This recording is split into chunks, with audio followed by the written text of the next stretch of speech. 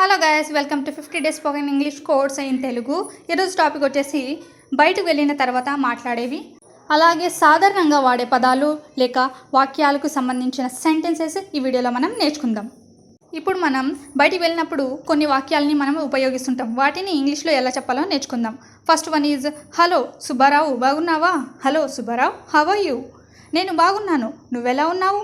I'm fine, how are you? ఈ మధ్య కనిపించడం లేదు. You are not to be seen these days. You are not to be seen these days. అవును, నేను నెల రోజులు ఇక్కడ లేను. Yes, I wasn't here for a month. Wasn't అంటే లేను అని. Yes, I wasn't here for a month. ఎక్కడికి వెళ్ళావు? Where did you go? Where did you go? నీకు తెలియదా? నేను కోల్కతా వెళ్ళాను. Don't you know?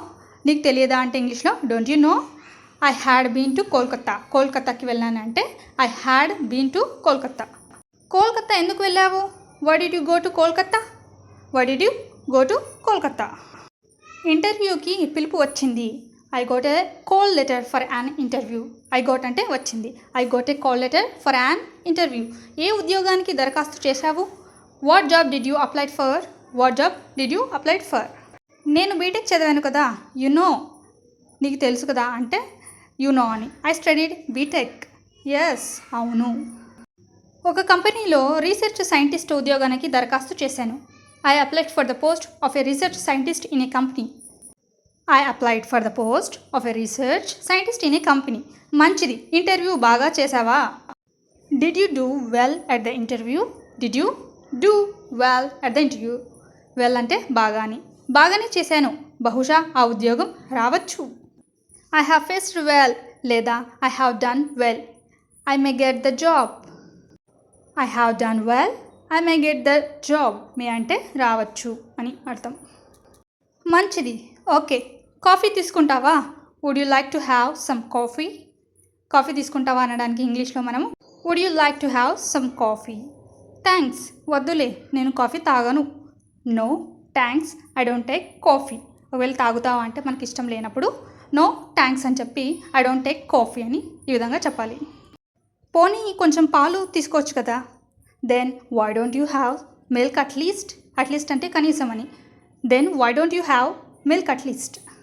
థ్యాంక్స్, నాకు కొంచెం పని ఉంది, మళ్ళీ కలుద్దాం. Thanks, I have some work. See you. మళ్ళీ కలుద్దాం అంటే సీ యూ, బాయ్. ఇప్పుడు మనం సాధారణంగా వాడే పదాలు లేక వాక్యాలు చూద్దాం. ఫస్ట్ వన్ ఈజ్ మీ పేరు తెలుసుకోవచ్చా? మే I know your name please. మనం కొత్తగా కలిసినప్పుడు మనం మీ పేరు తెలుసుకోవచ్చా అని అడిగేది ఇంగ్లీష్లో ఎలా అడుగుతామంటే may I know your name please. మిమ్మల్ని కలిసినందుకు చాలా సంతోషం. Please to meet you, nice meeting you. Please to meet you లేదా నైస్ మీటింగ్ యూ అని ఈ విధంగా కూడా మనం చెప్పొచ్చు. మీరు అలసిపోయినట్లున్నారు, ఒంట్లో బాగుందా? You look tired, are you all right? Okay, అలసిపోయినట్లున్నారు అంటే యూ లుక్ టైర్డ్ అని ఈ విధంగా మనం ఇంగ్లీష్లో చెప్తాము. ఒంట్లో బాగుందా అంటే ఆర్ యూ ఆల్ రైట్ అని ఈ విధంగా అడగాలి. You look tired, are you all right? ఏదైనా గొడవ జరిగిందా? Anything wrong. ఏదైనా గొడవ జరిగిందా అంటే మనం ఇంగ్లీష్లో ఎనీథింగ్ రాంగ్ అని ఈ విధంగా ఇంగ్లీష్లో చెప్పాలి. ఎక్కడో ఏదో పొరపాటు జరిగింది. Something wrong somewhere. Something wrong somewhere. విచారించవలసిన పని లేదు. నథింగ్ టు వరీ అంటే చింతించాల్సిన పని లేదు అనడానికి కూడా మనము నథింగ్ టు వరీ అంటాం. రేపు నేను వచ్చినా పర్వాలేదా? Will it be all right if I come tomorrow? Will it be all right if I come tomorrow? ఇప్పుడు నాకు చాలా పని ఉంది, ఇంకొక రోజు కలుద్దామా? I'm sorry, I'm busy now. Shall we meet some other day? I'm sorry, I'm busy now. Shall we meet some other day? మేము ఈరోజు పిక్నిక్ వెళ్తున్నాము, మీరు కూడా మాతో వస్తారా? We're going on a picnic today. How about your joining has? మేము picnic వెళ్తున్నామంటే we're going on a picnic today. మీరు మాతో కలుస్తారా అంటే how about your joining us? How about your joining has?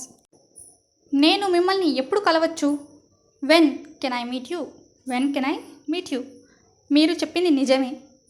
What you say is true. What you say is true. మీ purse జాగ్రత్త, నగరంలో జేబు దొంగలు చాలామంది ఉన్నారు. Mind your purse, there are lot of pick pockets in the city. Me purse జాగ్రత్త అనడానికి ఇంగ్లీష్లో మనము మైండ్ యువర్ పర్స్ అంటాము.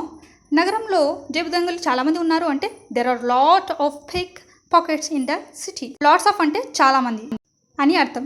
మరి జేబు దొంగలు అంటే పిక్ పాకెట్స్ అని ఇంగ్లీష్లో అంటాము. తర్వాత విషయం గురించి ఆలోచిద్దాం. Let us think of hour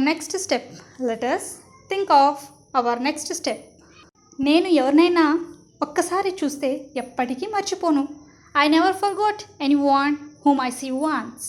I never అంటే ఎప్పటికీ, forgot anyone whom I see once అంటే ఒకసారి. మీరు సమయానికి చేసిన మేలు ఎలా మరవగలను? How can I forget your timely help. How can అంటే ఎలా, హౌ కెన్ ఐ ఫర్గెట్ ఎలా మర్చిపోతాను మీరు చేసిన సాయం, యువర్ టైమ్లీ హెల్ప్ సమయానికి చేసిన సహాయం అని ఇంగ్లీష్లో ఇలా చెప్తాము. తర్వాత తెలియజేస్తాను. I will let you know later. Later అంటే తర్వాత. I will let you know later. మిమ్మల్ని మీ ఇంటి వద్దని కలవాలనుకుంటున్నాను కానీ వీలు కాలేదు. I wanted to meet you at your house, but I couldn't. కానీ వీలు కాలేదంటే I couldn't అని చెప్పాలి. నేను మీ కంపెనీకి రావచ్చా? Can I come to your office? నా కోసం కొంతసేపు వేచి ఉండగలరా? Can you please wait for some time? ఏమి చెప్పాలో నాకు నిజంగా తెలియదు. I really don't know what to say.